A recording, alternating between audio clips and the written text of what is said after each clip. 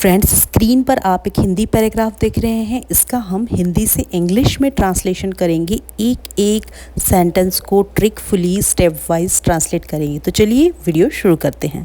First sentence लेते हैं। रोज की तरह आज भी मैं जल्दी उठ गया।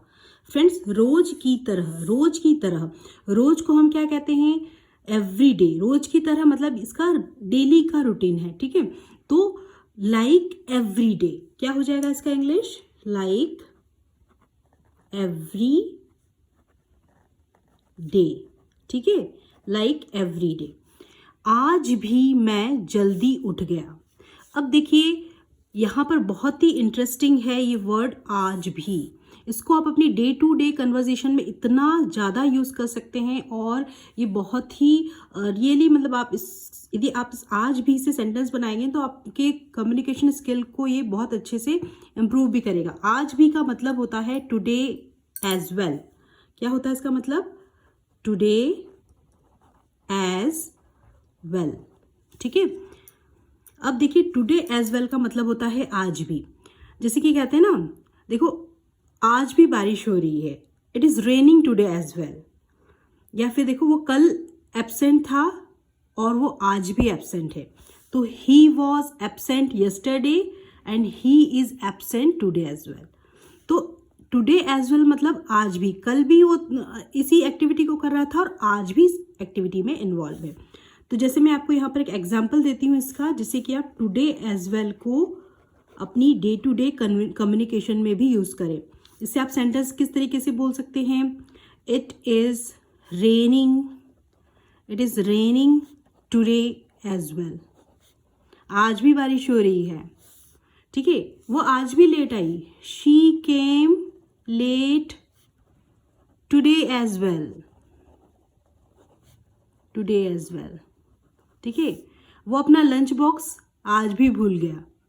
ही फॉरगॉट, फॉरगॉट क्यों आया है? क्योंकि पास्ट का एक्शन है, ठीक है। He forgot his lunch today as well. तो इस तरीके से टुडे एज वेल को आप अपनी डे टू डे कम्युनिकेशन में भी यूज़ करें, ठीक है। तो इससे आप आप खुद अपना एक सेंटेंस बनाए, मुझे कमेंट सेक्शन में कमेंट भी करें इससे, ठीक है। तो रोज की तरह लाइक एवरी डे, आज भी टुडे एज वेल, मैं जल्दी उठ गया। उठ जाने की इंग्लिश होती है वो वेक अप, ठीक है। उठ जाने की इंग्लिश होती है वेक अप। क्या होती है? Wake up. पर ये होती है फर्स्ट फॉर्म। इसका सेकेंड फॉर्म होता है वोक अप और इसका थर्ड फॉर्म होता है वोकन अप। लेकिन यहाँ पर पास्ट का एक्शन है, इसीलिए वर्ब की सेकेंड फॉर्म आएगी, ठीक है। इसीलिए वर्ब की कौन सी फॉर्म आएगी? Second form. तो आपका क्या होगा? मैं जल्दी उठ गया, आई वोक अप ना, ठीक है। आई वोक अप अर्ली, जल्दी के लिए हम यूज करते हैं अर्ली। आई वोक अप अर्ली, आई वोक अप अर्ली, ठीक है। अब हम इस सेंटेंस को स्ट्रक्चर में बिठाते हैं, ठीक है। तो क्या होगा? रोज की तरह आज भी मैं जल्दी उठ गया। Like every day I woke up early today as well. Like every day I woke up early today as well. So whole translation will be like every day I woke up second form आएगा, उठ गया, ठीक है। I woke up early today as well, ठीक है। Today as well बहुत ही अच्छा sentence है। जैसे कि हम ये भी कह सकते हैं कि the shop is close today as well, आज भी दुकान बंद है। The shop is closed today as well, ठीक है। तो ये होगा इसका ट्रांसलेशन। देखिए, लेकिन पता नहीं क्यों मेरा बिल्कुल काम करने का मन नहीं था। अब देखिए, लेकिन के स्पेलिंग क्या इंग्लिश होती है? बट। पता नहीं क्यों, पता नहीं क्यों मतलब उसे पता नहीं है क्या रीज़न हो सकता है। तो for some reason, for some reason, ठीक है। कारण को कहते हैं for some reason. But for some reason मेरा बिल्कुल काम करने का मन नहीं था। अब फ्रेंड्स देखिए, इस चीज़ को आप ध्यान से समझिए। मेरा बिल्कुल काम करने का मन नहीं था। फ्रेंड्स, जब भी आपका कोई भी काम करने का मन नहीं होता है, ठीक है, तो ये तो पास्ट का है, इसीलिए यहाँ पर तो हम वहाँ पर क्या कहते हैं कि I didn't feel like working at all. मतलब यहाँ पर फील लाइक स्ट्रक्चर ऐसा बनता है, feel like plus verb ing। ये हमेशा याद रखिए, वर्ब के साथ में ing लगेगा, ठीक है, जिसका मतलब होता है मन करना, इच्छा होना, फील लाइक ing, ठीक है, मन करना या इच्छा होना, ठीक है। अब देखिए, जैसे मैं यहाँ पर आपको बोलूँगी कि मेरा सोने का मन कर रहा है, मेरा सोने का मन कर रहा है, I feel like sleeping. Sleep जो है वर्ब है, उसके साथ में ing आएगा, ठीक है, आई फील लाइक स्लीपिंग। उसका आइसक्रीम खाने का मन कर रहा है, शी फील्स, सिंगुलर है इसीलिए फील्स आया है, she feels like eating ice cream, she feels like eating ice cream, ठीक है। हमारा बाहर जाने का मन नहीं कर रहा है, तो मन नहीं कर रहा है तो we don't feel like going out, we don't feel like going out, we don't feel like going out. अब यहाँ पर आपका सेंटेंस है, मेरा बिल्कुल काम करने का मन नहीं था, ये हो गया पास्ट का एक्शन, इसीलिए यहाँ पर डू न आके यहाँ पर डिड आएगा, और डिड के साथ में हमेशा वर्ब की फर्स्ट फॉर्म लगती है, ठीक है। तो क्या हो जाएगा, I did not feel like working at all, ठीक है। क्या हो जाएगा यहाँ पे, I did not feel like work at all नहीं आएगा, वर्क एट ऑल लिखेंगे तो रॉन्ग हो जाएगा, इसमें ing आता हमेशा, फील लाइक के साथ में वर्ब के साथ में ing आता, वर्किंग एट ऑल। ये हमेशा इस ग्रामर के रूल को याद रखना है, फील लाइक प्लस वर्ब के साथ में ing आता है। तो I didn't feel like working at all, did इसीलिए डिड नॉट आया है, उसका मन नहीं था, और ये पास्ट का है इसीलिए डू और डज नहीं आएगा, यहाँ पर डिड आएगा, आई के साथ में किसी भी प्लूरल या सिंगुलर के साथ में यहाँ पर डिड ही आता है, ठीक है। तो I did not feel like, और डिड के साथ में हमेशा याद रखना वर्ब की फर्स्ट फॉर्म आती है, तो I did not feel like working at all, ठीक है। यहाँ पर वी डोंट इसलिए आया है, वी के साथ में प्लूरल है इसीलिए डू आएगा, ही शी इट होता तो डज आता, ठीक है। तो we don't feel like going out, मेरा बाहर जाने का मन नहीं है, ठीक है। तो होल ट्रांसलेशन क्या होगा, आप देखिए, लेकिन पता नहीं क्यों, but for some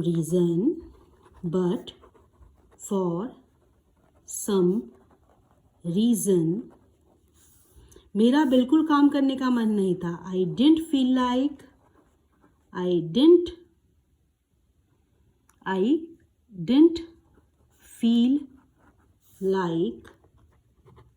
working at all, ठीक है। सो ये जो सेंटेंस है ना, इसे अपनी डे टू डे कम्युनिकेशन में स्टार्ट करें बोलना, मेरा खाना खाने का मन कर रहा, I feel like eating something, ठीक है। मेरा जो है बाहर जाने का मन कर रहा है, तो I feel like going out, है ना। यहाँ पर मेरा बाहर जाने का मन नहीं कर रहा है, तो I don't feel like going out. तो इस तरीके के सेंटेंस आप बनाने की कोशिश करें। का ट्रांसलेशन देखिए, बाहर हल्की बारिश हो रही थी। अब देखिए, ये पास्ट का एक्शन है, थी के लिए हम ये हेल्पिंग वर्ब यूज़ करेंगे वॉज, ठीक है। अब यहाँ पर देखिए, इसीलिए इट वॉज, बाहर हल्की बारिश, यहाँ पर आपका जो भी सब्जेक्ट है वो इट है यहाँ पर, ठीक है। तो इट वॉज क्या आएगा, इट वॉज, हल्की बारिश को हम क्या कहते हैं, हल्की बारिश को हम कहते हैं drizzling, it is drizzling outside, बाहर हल्की बारिश हो रही है, इट इज आया तो हो रही है, ठीक है। यदि हो रही थी तो इट वॉज ड्रिजलिंग आउटसाइड, ठीक है। ड्रिजलिंग आउटसाइड, बाहर के लिए आया है यहाँ पर outside, it was drizzling outside, So whole translation will be, it was drizzling outside. It was drizzling outside. और इसको हम लाइट रेन भी कह सकते हैं. It was light rain outside. लेकिन ड्रिजलिंग आउटसाइड जो है ज़्यादा नेटिव स्पीकर की तरह नेचुरल लगता है, तो आप इस वोकैबलरी को याद रखें. हल्की बारिश को हम कहते हैं ड्रिजलिंग. ठीक है, drizzling, DRIZZLING. It was drizzling outside. ये पास्ट का एक्शन है. यदि बाहर अभी भी बारिश हो रही है तो आप क्या बोलेंगे? या वॉज की जगह आप क्या लगाएंगे? Is. It is drizzling outside. बाहर हल्की बारिश हो रही है, बूंदाबांदी हो रही है. बूंदाबांदी को भी हम ड्रिजलिंग कहते हैं. तो it is drizzling outside. It was drizzling outside. And मौसम इतना सुहावना था कि क्या हो गए? सुहावना मौसम को हम क्या कहते हैं? मैंने आपको बताया था, प्लेजेंट. सुहावना मतलब प्लेजेंट. प्लेजेंट मतलब होता है सुहावना, बहुत ही ब्यूटीफुल. तो ब्यूटीफुल ना कह के आप यहाँ पर कहें सुहावना. सो प्लेजेंट. क्या? द वेदर मतलब मौसम. एंड द वेदर था के लिए क्या आएगा? Was. And the weather was, verb आएगा उसके बाद में लेस जो ऑब्जेक्ट आएगा. तो and the weather was so pleasant. And the weather was so pleasant was WAS was की दैट. ठीक है. बस चाय लेकर खिड़की के पास बैठने का मन कर रहा था. अब देखिए फिर से मन कर रहा है. कोई भी काम करने का मन कर रहा हो तो आप क्या लिखेंगे? फील लाइक प्लस वर्ब के साथ में ING लगेगा. ठीक है. कर रहा था तो आई जस्ट फील लाइक या आई just felt like sitting by the window with a cup of T. That I just, बस मतलब I just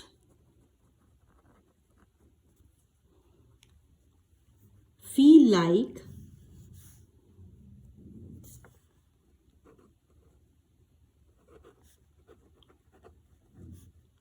sitting. कहाँ सिटिंग करने का उसका मन कर रहा था? By the window, खिड़की के पास. By the window. किसको लेकर? चाय के कप के साथ में. तो with a cup of tea क्या हो जाएगा? इधर आ जाएगा. By the window with a cup of tea.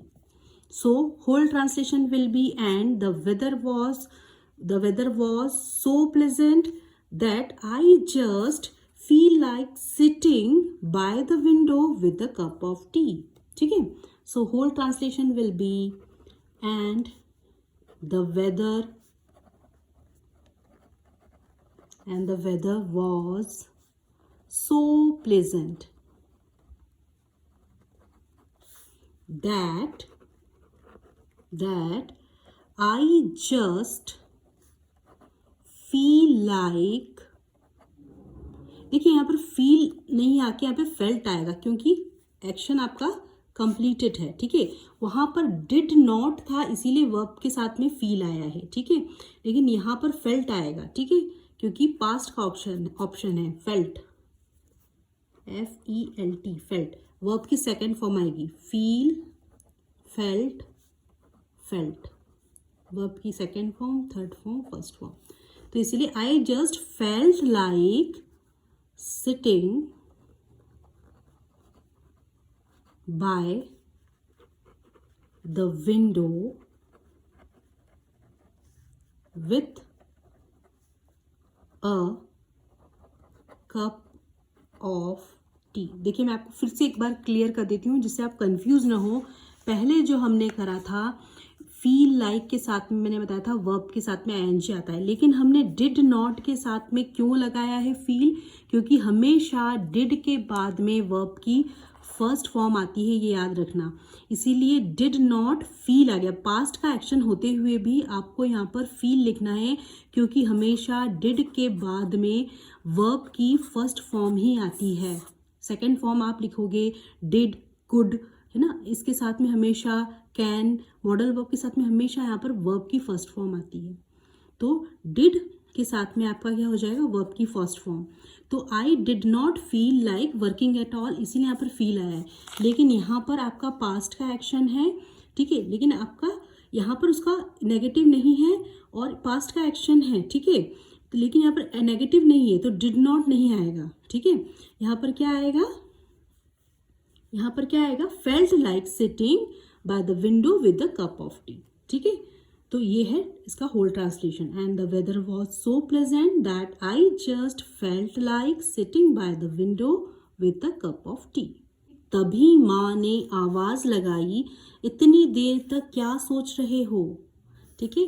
तभी माँ ने आवाज लगाई, तभी के लिए जस्ट देन, आवाज लगाने को हम कहते हैं किसी को भी कॉल आउट करना। अब ये लगाई पास्ट का एक्शन है, इसलिए कॉल का कॉल्ड आउट हो जाएगा। माँ के लिए my mother, just then my mother called out, तभी के लिए क्या हम यूज करेंगे, जस्ट देन। माँ ने मतलब my mother,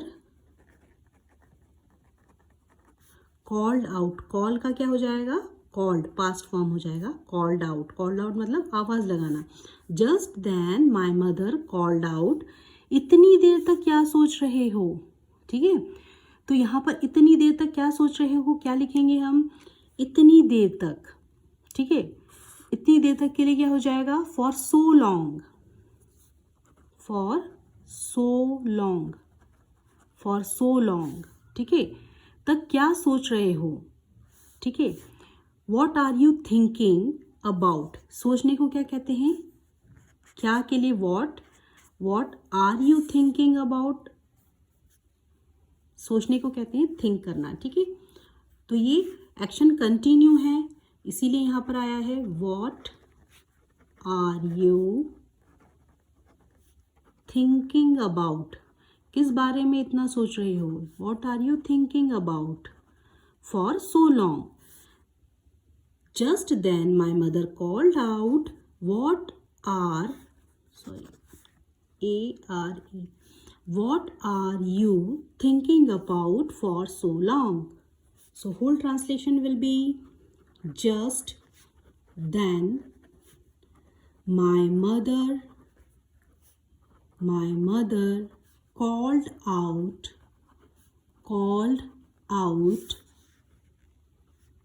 what are you thinking about, what are you thinking about, क्या सोच रहे हो, what are you thinking about, इतनी देर तक, for so long, for so long, तो इतनी देर तक के लिए for so long. So just then my mother called out, what are you thinking about for so long?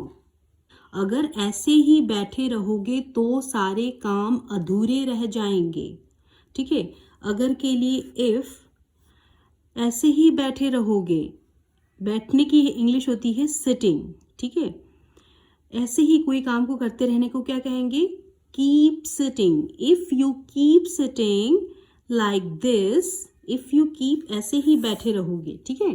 तो क्या रहेगा, ऐसे ही बैठे रहोगे, इफ यू कीप सिटिंग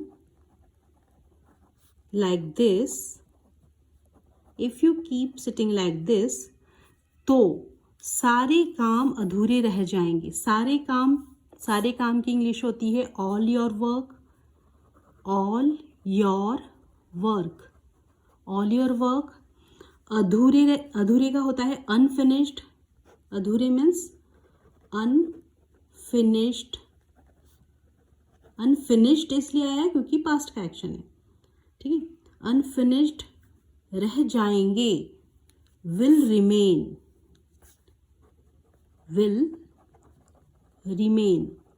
ठीक है।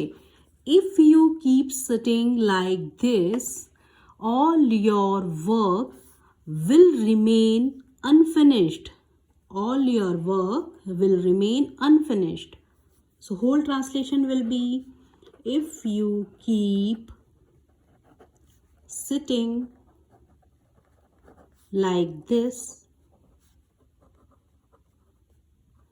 All your work will remain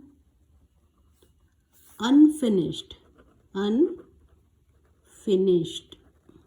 All your work will remain unfinished.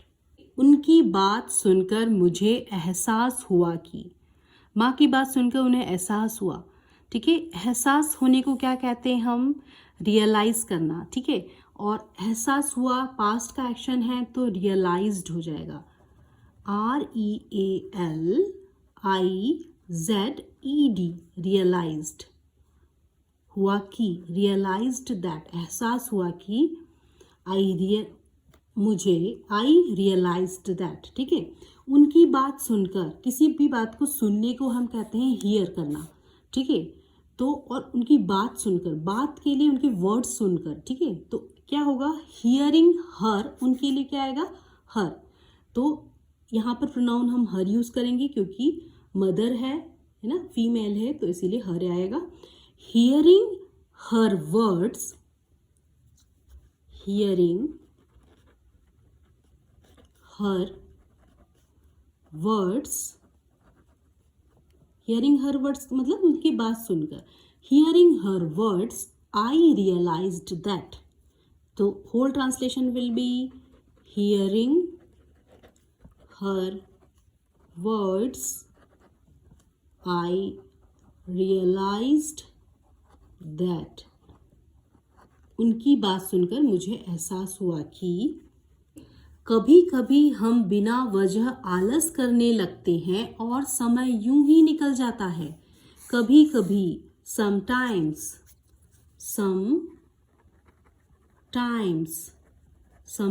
कभी कभी, समटाइम्स, हम, वी, बिना वजह, फॉर नो रीज़न, वजह को हम कहते हैं रीज़न, पर बिना वजह, फॉर नो रीज़न, आलस करने लगते हैं, आलस करने लगते हैं को कहते हैं बिकम लेजी।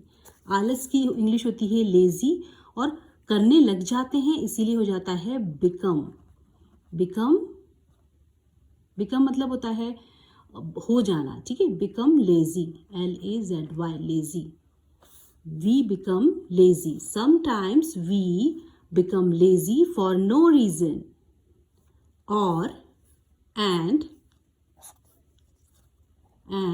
समय यूं ही निकल जाता है। अब देखिए, बोलते हैं ना, समय पता ही नहीं चलता कब निकल गया। टाइम स्लिप्स अवे, क्या कहते हैं हम, time slips away, time simply slips away. तो ये जो है नेचुरल इंग्लिश एक्सप्रेशन है जिसको हम कहते हैं समय पता ही नहीं चलता कब निकल गया, ठीक है। तो उसे आप क्या कहेंगे, टाइम स्लिप्स अवे, निकल जाना मतलब स्लिप हो जाना। टाइम सिंगुलर है इसीलिए स्लिप का स्लिप्स हो जाएगा। तो समय, टाइम, यूं ही के लिए हमने यहाँ पर यूज कर दिया है सिंपली। टाइम सिंपली निकल जाता है, स्लिप्स अवे,